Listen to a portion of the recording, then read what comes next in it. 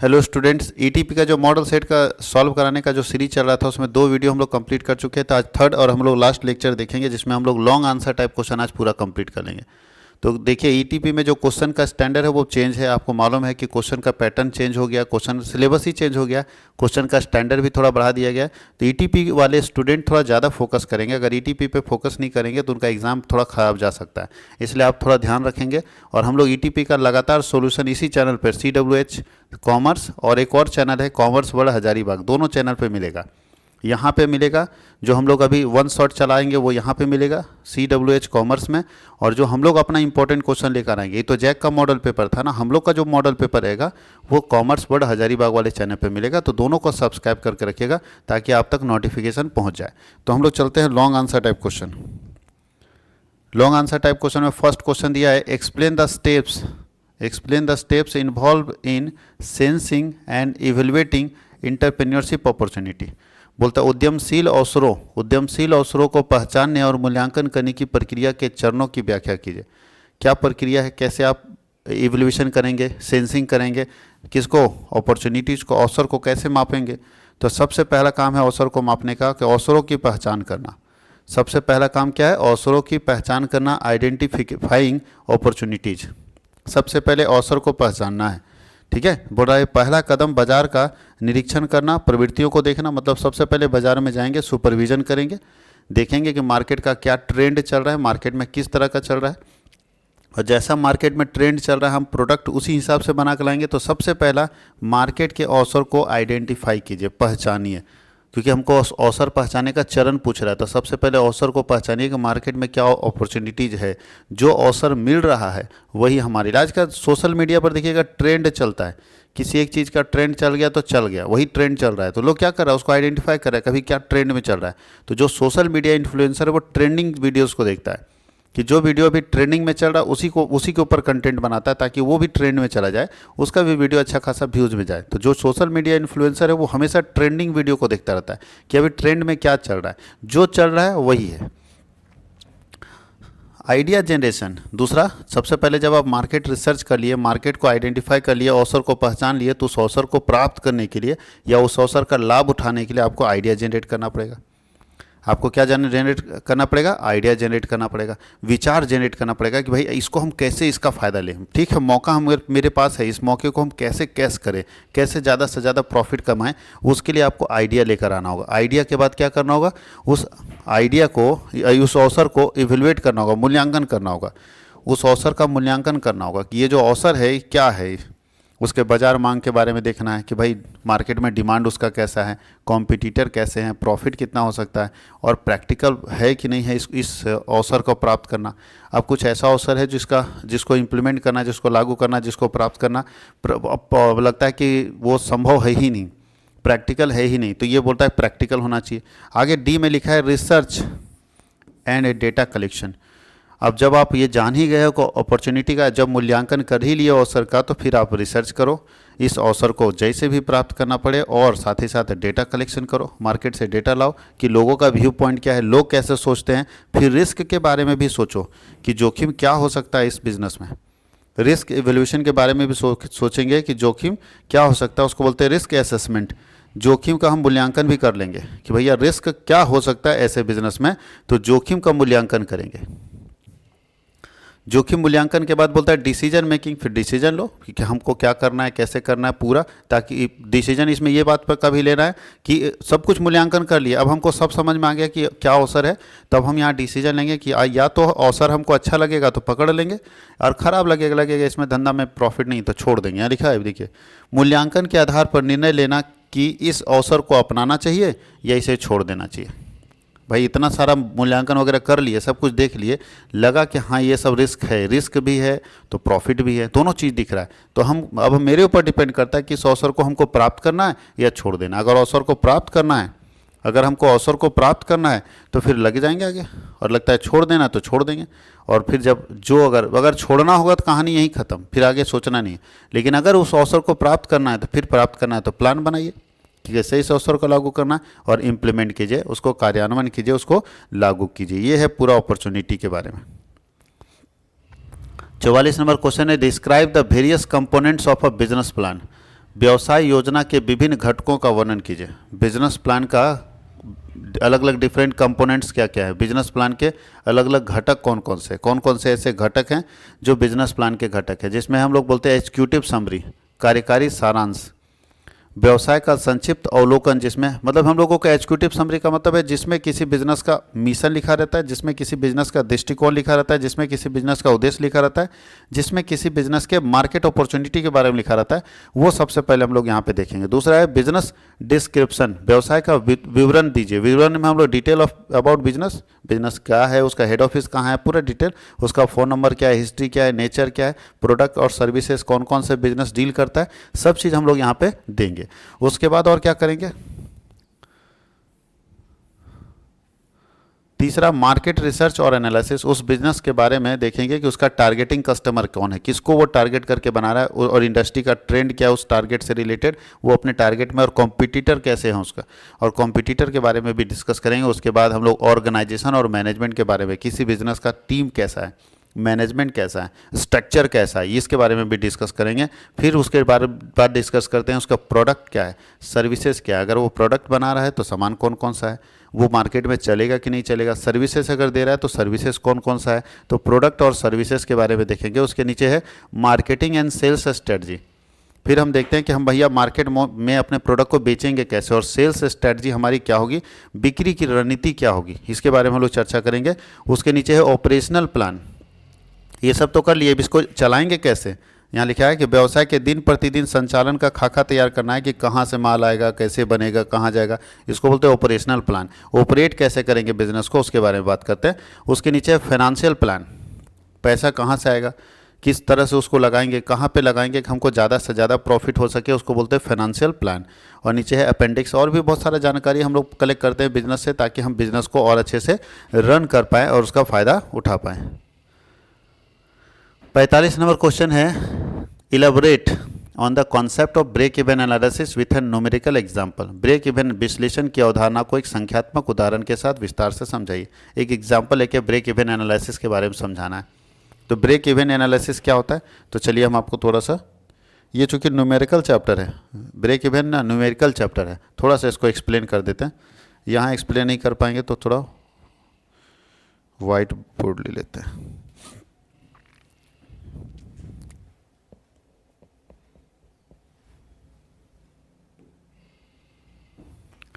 इसको हम लोग बोलते हैं ब्रेक इवन पॉइंट, बीईपी। क्या बोलते हैं, बीईपी। बीईपी का मतलब ब्रेक इवन पॉइंट।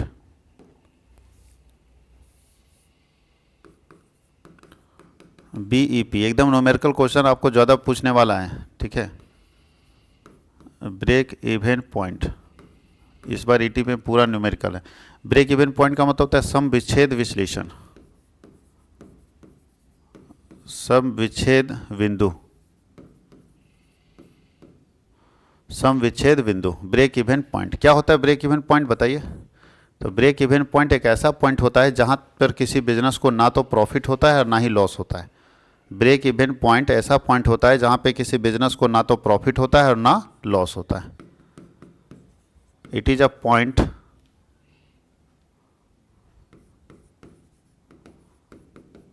इन विच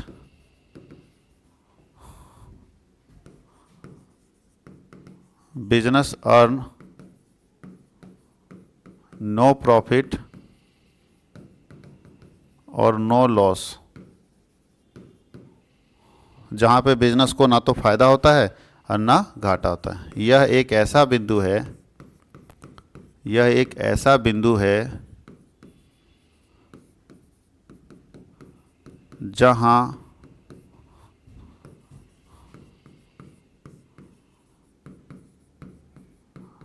किसी व्यवसाय को ना तो लाभ होता है और ना ही हानि होता है, और ना ही हानि होता है।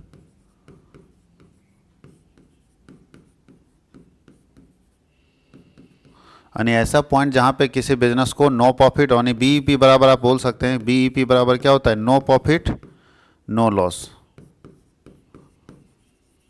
No profit no loss point, यानी ऐसा पॉइंट जहाँ पे ना तो प्रॉफिट हो रहा है ना ही क्या हो रहा है, लॉस हो रहा है। ऐसा पॉइंट जहाँ पे ना तो प्रॉफिट हो रहा है और ना ही क्या हो रहा है, लॉस हो रहा है। ऐसे पॉइंट को हम लोग बोलते हैं ब्रेक इवन पॉइंट। क्या बोलते हैं, ब्रेक इवन पॉइंट। कैसे निकालते हैं ब्रेक इवन, तो ब्रेक इवन में हम लोगों का बीईपी निकालने का फॉर्मूला होता है, बीईपी बराबर क्या होता है, fix cost minus selling price, sorry बट्टा selling price minus variable cost. ये है, या आप एक और फार्मूला लगा सकते हैं, बीईपी ब्रेक इवन पॉइंट बराबर फिक्स कॉस्ट को हम शॉर्ट में एफसी बोलते हैं, फिक्स कॉस्ट को हम लोग क्या बोलते हैं, एफसी, और सेलिंग प्राइस को एसपी माइनस वीसी बोल सकते हैं। ठीक है, वीसी का मतलब वेरिएबल कॉस्ट, सेलिंग प्राइस को क्या बोलते हैं, एसपी। अब जानते हैं एक और चीज़ लिख सकते हैं आप, बीईपी बराबर ब्रेक इवन पॉइंट बराबर एफसी बटा सी, सी मतलब कंट्रीब्यूशन, और सी कैसे निकलता है, एसपी माइनस वीसी से सी निकलता है। यहाँ सी किसको डिनोट करता है, सी बराबर होता है कंट्रीब्यूशन, अंशदान, और कंट्रीब्यूशन निकालने के लिए क्या करेंगे, अंशदान इसको बोलते हैं। और अंशदान कैसे निकालते हैं, तो याद रखिएगा सी बराबर निकलता है SP minus VC, selling price में वेरिएबल कॉस्ट माइनस कर देंगे तो निकल जाएगा हमारा क्या, ब्रेक इवन पॉइंट। अब वेरिएबल कॉस्ट क्या होता है, तो दो तरह के कॉस्ट होते हैं, कॉस्ट दो तरह के होते हैं, कॉस्ट जो है लागत दो तरह का होता है, आपको शायद पढ़ाए होंगे, फिक्स कॉस्ट स्थिर लागत जो लगेगा ही लगेगा, उत्पादन चाहे एक हो चाहे 10 पीस का करें, और एक होता है वेरिएबल कॉस्ट, वेरिएबल कॉस्ट परिवर्तनशील लागत, परिवर्तनशील लागत। ध्यान रखिएगा, फिक्स कॉस्ट बोलता है, फिक्स कॉस्ट आपका फिक्स रहता है, उत्पादन चाहे कम हो या ज़्यादा हो लगेगा ही लगेगा। तो अगर उत्पादन कम हो या अधिक हो फिर भी जो लागत लगता है उस लागत को बोलते हैं फिक्स कॉस्ट। जैसे रेंट, बताइए ज़्यादा भी उत्पादन करेंगे तो मालिक का रेंट उतना ही देना पड़ेगा, कम भी उत्पादन करेंगे तो मालिक का रेंट उतना ही देना पड़ेगा। तो याद रखिएगा, रेंट एक ऐसा चीज़ है कि आप उत्पादन चाहे ज़्यादा कीजिए या कम कीजिए आपको देना ही पड़ेगा उतना। लेकिन परिवर्तनशील लागत क्या होगा, परिवर्तनशील लागत ऐसा लागत होता है जहां उत्पादन बढ़ाएंगे, अगर आप ज़्यादा सामान बनाएंगे तो आपका ज़्यादा कॉस्ट पड़ेगा, कम सामान बनाएंगे तो कम कॉस्ट पड़ेगा। तो जब सामान ज़्यादा बनाने से ज़्यादा कॉस्ट पड़ेगा, सामान कम बनाने से कम कॉस्ट पड़ेगा। तो अगर आपके उत्पादन के हिसाब से कॉस्ट बढ़ता और घटता है तो इसको बोलते हैं वेरिएबल कॉस्ट। इसको क्या बोलते हैं, वेरिएबल कॉस्ट। उत्पादन के बढ़ने से बढ़ जाएगा, उत्पादन के घटने से घट जाएगा। तो जब उत्पादन के बढ़ने से आपका लागत बढ़ जाए और जब उत्पादन के घटने से आपका लागत घट जाए तो ऐसे कॉस्ट को हम लोग बोलते हैं वेरिएबल कॉस्ट। और फिक्स कॉस्ट मतलब उत्पादन अगर बढ़े या घटे वो लगेगा ही। जैसे हमारे ट्यूशन में देखिए, मेरे ट्यूशन में रेंट हमारा फिक्स कॉस्ट है, हम ज़्यादा भी बनाएंगे, ज़्यादा भी बैच पढ़ाएंगे तो भी उतना ही लगेगा, कम पढ़ाएंगे तो भी उतना ही लगेगा, नहीं पढ़ाएंगे तो भी उतना ही लगेगा। लेकिन वेरिएबल कॉस्ट मेरा क्या है, बिजली बिल है, जितना ज़्यादा पढ़ाएंगे जितना ज़्यादा यूज करेंगे उतना बिजली बिल लगेगा। इंक का खर्चा है, जितना ज़्यादा हम लिखेंगे उतना इंक का खर्चा लगेगा। तो ये सारे हमारे जो है कौन से कॉस्ट है, वेरिएबल कॉस्ट है। ये कौन से कॉस्ट है, वेरिएबल कॉस्ट। ये जैसे जैसे प्रोडक्शन बढ़ेगा घटेगा उस हिसाब से। और कॉन्ट्रीब्यूशन मतलब होता है अंशदान, प्रॉफिट जिसको बोल सकते हैं कि सेलिंग प्राइस में हमारा अंश कितना लगा है, तो सेलिंग प्राइस में वेरिएबल कॉस्ट माइनस करने से अंशदान निकल जाएगा, अंशदान निकल जाएगा सेलिंग प्राइस में वेरिएबल कॉस्ट माइनस करने से। अब इसे एक क्वेश्चन बना के देख लीजिए, फिक्स कॉस्ट का वैल्यू दे दीजिए, सेलिंग प्राइस दे दीजिए, वेरिएबल कॉस्ट दे दीजिए, निकल जाएगा बीईपी। बी का पी का मतलब समझेगा कि कम से कम कितना पीस बनाए कि हमको लॉस नहीं हो। एक होटल वाला कम से कम कितना पीस बनाए कि उसको लॉस नहीं हो, मिनिमम कम से कम कितना पीस बनाए कि उसको लॉस नहीं हो, उसी को बोलते हैं बीईपी पॉइंट। ठीक है, या बीईपी इन यूनिट। तो इसलिए अब जाइएगा शादी का कार्ड बनाने और आप 10 पीस 20 पीस कार्ड का ऑर्डर दीजिएगा तो ज़्यादा पैसा लेगा। और अगर दुकानदार को बोलेगा भाई कम करो तो बोलता है कि सर 1000 पीस का ऑर्डर दीजिए ना, एकदम कम कर देंगे। तो 1000 पीस का ऑर्डर क्यों मांग रहा है, क्योंकि 1000 बनाने से उसको प्रॉफिट दिखेगा। 1000 से नीचे अगर बनाता है तो प्रॉफिट नहीं दिखेगा। ठीक है, तो आप कोई भी चीज़ कहीं भी बनवाने चले जाइएगा, जब कम क्वांटिटी में बनवाइएगा तो आपसे ज़्यादा रेट मांगेगा, और ज़्यादा क्वांटिटी में बनवाइएगा तो कम रेट मांगेगा। तो रेट कम और ज़्यादा क्यों होता है बताओ जी। अगर एक गाड़ी हम बनाते हैं, मान लो 1 पीस बनाए तो 1 पीस का अगर 50 रुपये पड़ता है तो 100 पीस का उस हिसाब से कितना पड़े, पैसा तो उतना ही ना लगेगा। 50 इंटू अगर मान लेते 5000 तो पैसा तो उतना ही लगना चाहिए, क्योंकि ऐसा थोड़ी कि 1 पीस बनाएंगे तो मटेरियल कम लगेगा। अगर 1 पीस मिठाई बनाएंगे तो भी मटेरियल 1 पीस का ना लगेगा, छेना थोड़ा सा लगेगा। और 100 पीस बनाएंगे तो छेना ज़्यादा लगेगा, चीनी ज़्यादा लगेगा। तो फिर खर्चा कैसे कम कर देता है वो, ज़्यादा क्वांटिटी बनाने से, क्योंकि ज़्यादा क्वांटिटी बनाने से उसका फिक्स कॉस्ट कम हो जाता है। फिक्स कॉस्ट क्या होता है, कम हो जाता है। कोई दिक्कत है? फिक्स कॉस्ट कम हो जाता है, इसलिए वो बोलता है कि अगर आप ज़्यादा क्वांटिटी बनाओगे तो हम आपको रेट कम कर देंगे, कम क्वांटिटी बनाओगे तो रेट कम नहीं कर पाएंगे। कोई दिक्कत? तो ये है टोटल ब्रेक इवन पॉइंट के बारे में चर्चा करना, और यहाँ पे कोई भी क्वेश्चन आप लेके बना सकते हैं, कोई दिक्कत नहीं है। ब्रेक इवन पॉइंट के बारे में हम लोग यहाँ चर्चा कर रहे हैं। तो ब्रेक इवन पॉइंट के बारे में बहुत अच्छे से बता दिए। यहाँ देखिए फॉर्मूला दिया हुआ है, अभी बताए थे ना, ब्रेक इवन पॉइंट बराबर फिक्स कॉस्ट बटा selling price per unit by variable cost. एक एग्जांपल भी लिया है, देखो यहाँ फिक्स कॉस्ट 50,000 है, सेलिंग प्राइस 500 है और वेरिएबल कॉस्ट 300 है। तो 50,000 बटा 500 माइनस 300, तो 50,000 बटा 200, 250 यूनिट इसका अगर बीपी यूनिट आ रहा है, 250 यूनिट बीपी यूनिट आ रहा है, इसका मतलब कम से कम इस कंपनी को, जो भी ये कंपनी है, 250 यूनिट का कम से कम ऑर्डर लेना होगा। अगर इससे कम का ऑर्डर लेता है तो इसको लॉस होगा। मिनिमम ऑर्डर, चूँकि बीपी पॉइंट है ये, तो मिनिमम ऑर्डर कितने यूनिट का है? 250 यूनिट का मिनिमम ऑर्डर है, इससे कम का ऑर्डर नहीं लेना चाहिए। अगर इससे कम का ऑर्डर लेता है तो इसको लॉस होगा। अगर इससे कम का ऑर्डर लेता है तो इससे क्या होगा? लॉस हो जाएगा।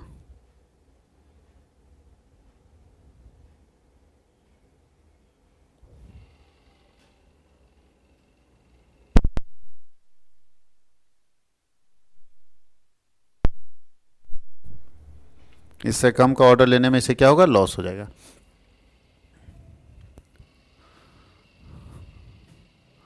अब हम लोगों को क्वेश्चन नेक्स्ट 46 नंबर देखना है। Discuss the various marketing strategy involve in enterprise marketing. बोलता है इंटरप्रेन्योरशिप मार्केटिंग के लिए कौन कौन से तरीके हम लोग डेवलप करके रखते हैं। तो सबसे पहला तरीका है STP। STP का मतलब होता है सेगमेंटेशन, टारगेटिंग एंड पोजिशनिंग। ये क्या है सेगमेंटेशन, टारगेटिंग एंड पोजीशनिंग? तो मार्केटिंग में सबसे इंपॉर्टेंट चीज़ है कि सबसे पहले मार्केट में STP करिए। STP का मतलब सेगमेंट में बांटिए, पूरे मार्केट को अलग अलग प्रारूप में बांटिए। जैसे बाजार को विभिन्न समूहों में विभाजित करना सेगमेंटेशन कराता है। जैसे जनसंख्या के आधार पर बांट दीजिए, मानसिकता के आधार पर, लोग अभी इनकम के आधार पर बांट देते हैं। इनकम के आधार पर मार्केट को 3 कैटेगरी में बांट दिया, ठीक है। Higher income group HIG, medium income group और लोअर इनकम ग्रुप। अब आप जब सामान बनाओगे तो ये तय करोगे ना कि किसको टच करोगे। जैसे एप्पल कंपनी इसी को टच करता है, हायर इनकम ग्रुप को। एप्पल एकदम, अब मर्सिडीज कंपनी है, हायर इनकम ग्रुप को टच कर रहा है। बड़े बड़े जो ब्रांड है वो HIG बोलता है, हम HIG को खाली बेचेंगे। एप्पल कभी सस्ता फ़ोन क्यों नहीं बेचता है? क्योंकि वो लोअर और मिडिल को टच ही नहीं कर रहा है, वो हायर इनकम ग्रुप को टच कर रहा है। तो हायर इनकम ग्रुप है। कुछ कंपनियां ऐसी है जो MIG को टच करता है, बोलता है हम खाली मिडिल के बनाएं, क्योंकि सबसे ज़्यादा जनसंख्या मिडिल में है। तो कुछ कंपनियां मिडिल के लिए अपना प्रोडक्ट बनाती है, और कुछ कंपनियों का देखिएगा जो नॉन ब्रांड कंपनी होता है वो लोअर के लिए बनाएगा, बोला हमारा सामान खाली लोअर के लिए, यानी गरीब आदमी के लिए, सस्ते में फुटपाथ पर बिकेगा। तो ऐसी कंपनियाँ लोअर इनकम ग्रुप के लिए अपना प्रोडक्ट बनाती हैं। ऐसी कंपनियां लोअर इनकम ग्रुप के लिए अपना प्रोडक्ट बनाती है। तो आपको इनकम के आधार पर मार्केट को सेगमेंट कर दिया, बांट दिया, विभाजित कर दिया कि कितने तरह के मार्केट होंगे अकॉर्डिंग टू इनकम।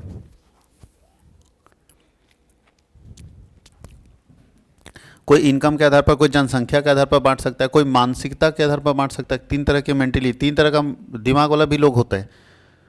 कुछ ओपन माइंडेड होते हैं, कुछ क्लोज माइंडेड होता है, कुछ सस्ता वाला होता है। कुछ देखिए 2 तरह के लोग, एक बोलता है कि महंगा पड़ेगा अच्छा मिलना चाहिए, और एक बोलता है ना सस्ता पड़ना मिलना चाहिए, जैसे भी मिले सस्ता होना चाहिए।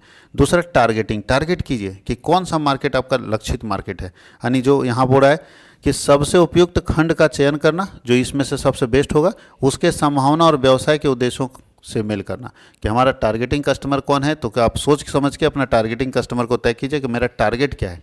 और पोजीशनिंग का मतलब होता है कि सबसे पहले देखिए कि हम ऐसा जगह पे अपना प्रोडक्ट ऐसे लेकर जाएं कि पूरे मार्केट में मेरा पोजीशन अद्वितीय हो जाए, यूनिक हो जाए। पोजीशन बनाना होगा अपने प्रोडक्ट का। नहीं बोलता है जैसे अभी फ़ोन की बात करते हैं तो सबसे पहले एप्पल का नाम आता है, उसका पोजीशन मार्केट में अच्छा है।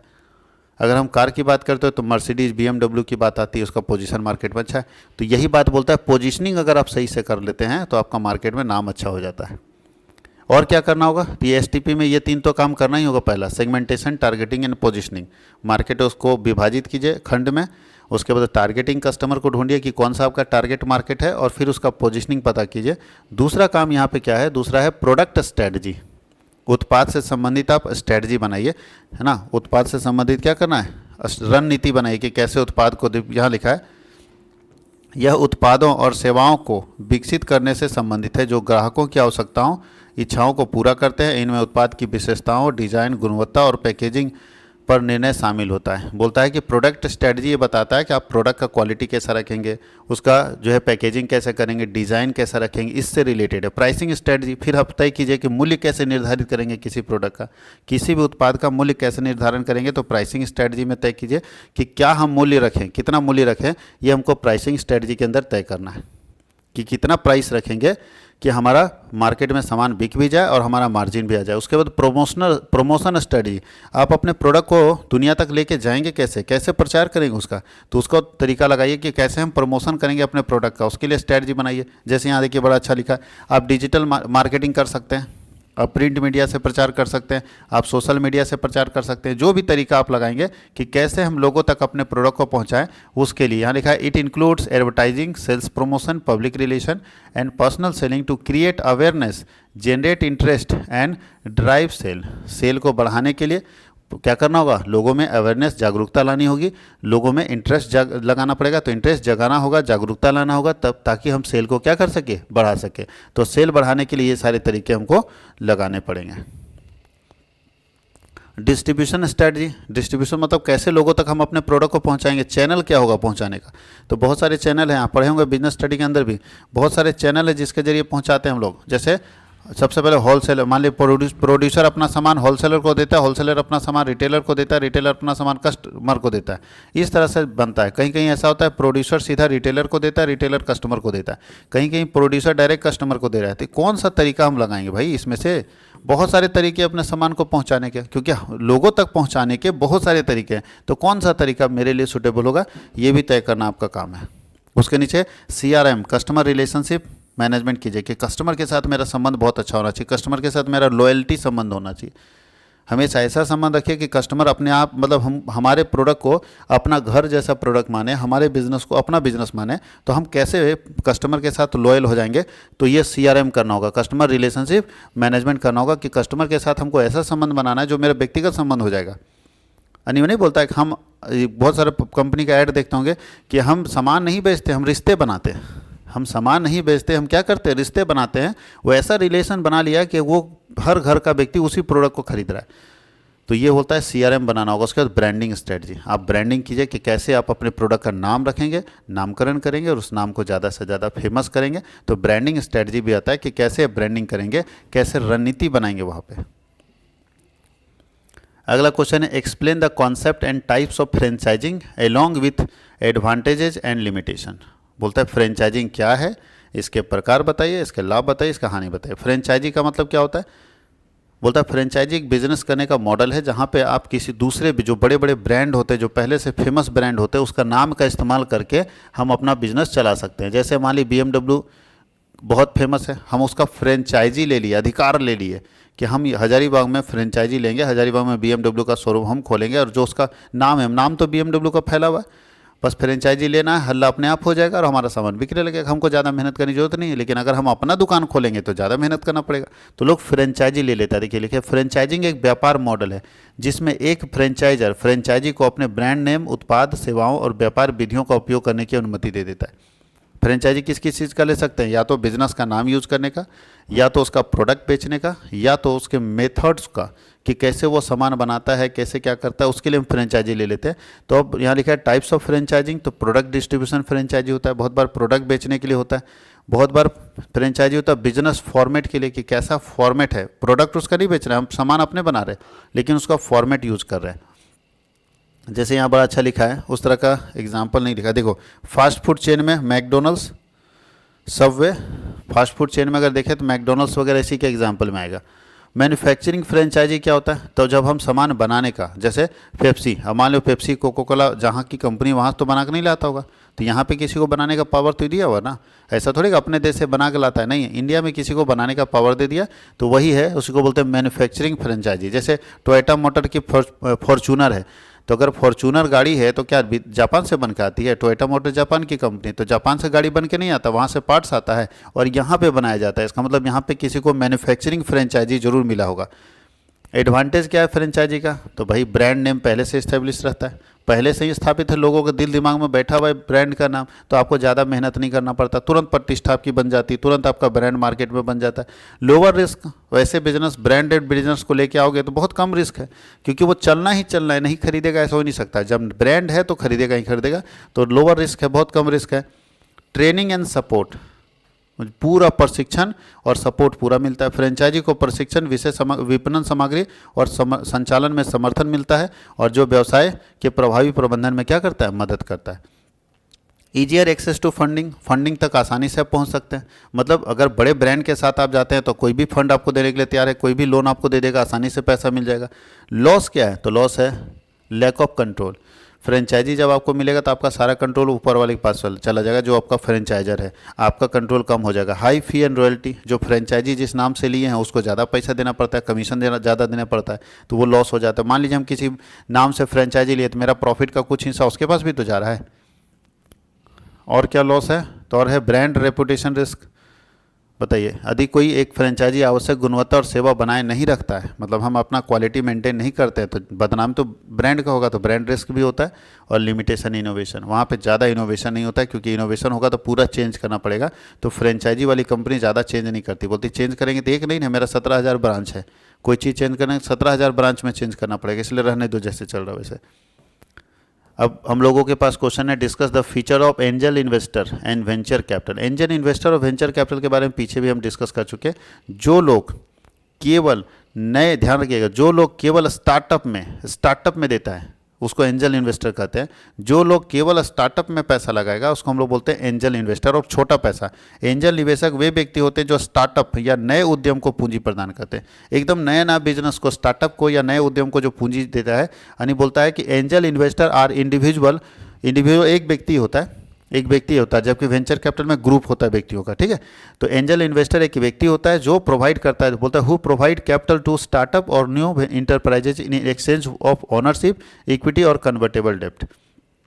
या तो हमको इक्विटी दे दो, ओनरशिप इक्विटी, या तो कन्वर्टेबल डेप्ट के लिए अगर हम पैसा देते हैं और इंडिविजुअली पैसा देते हैं तो ये कहलाता है एंजल इन्वेस्टर। मतलब ये स्टार्टअप को पैसा देता है, नए नए इंटरप्रेन्योर्स को पैसा देता है। ठीक है, इसका साइज़ क्या होगा? इन्वेस्टमेंट साइज तो बहुत कम होता है।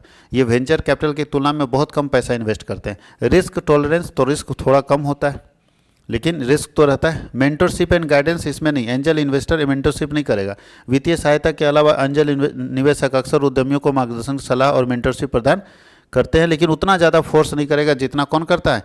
वेंचर कैपिटल पूरा का पूरा रीड करेगा और अनुभव नेटवर्क का उपयोग करके व्यवसाय को बढ़ने में मदद करते हैं। रिटर्न ऑन इन्वेस्टमेंट, तो इसमें बोल रहा है कि ये उच्च निवेश वापसी की उम्मीद करता है, यानी हाई रिस्क लेता है और हाई रिटर्न का उम्मीद करता है। लेकिन वेंचर कैपिटल की जब हम बात करते हैं तो ये ग्रुप है जो हर दिन यही काम कर रहा है। Venture capitalist are professional investor.